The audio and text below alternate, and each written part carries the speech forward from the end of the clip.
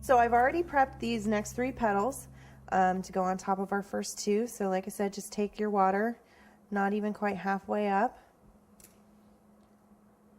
And you want to just kind of add them where they look the most natural. And I know that's not the greatest instructions, but you'll know when it looks right. You want it to kind of curve in and work well with the petals that are already there. And you want it to keep that folded shape.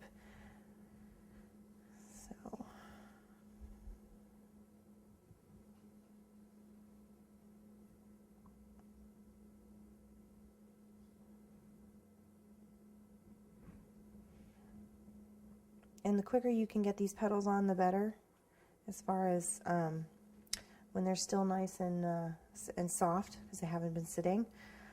They're real pliable, and you can kind of move edges around as you like, and make little tucks and placements. It's a little easier than if you let the petals get too hard.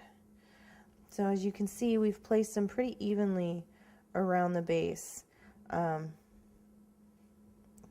In the 3 shape. So we've got, that's our first round, and we'll do 5 more petals on top of that, and that'll be the basis of our bud. After you put your initial 5 petals on, the first 2 that kind of wrap around your base and cover it, and then the next 3 to build it up, you're going to put 5 more petals on. You can either put 3 on in an opposite pattern of the ones you just previously put on, or you can put all 5 on in a row. What you need to keep in mind when you're doing this is that you just want it to look natural. Not everything is symmetrical in nature. Not everything is perfect. You want it to look like it fits. So make sure you've got a nice cupping. You want it to cup around the bottom of your vase and come up and curve into the petals that are already there. And you want it to build up, not necessarily symmetrically, but in a round shape. You want it to be pretty even.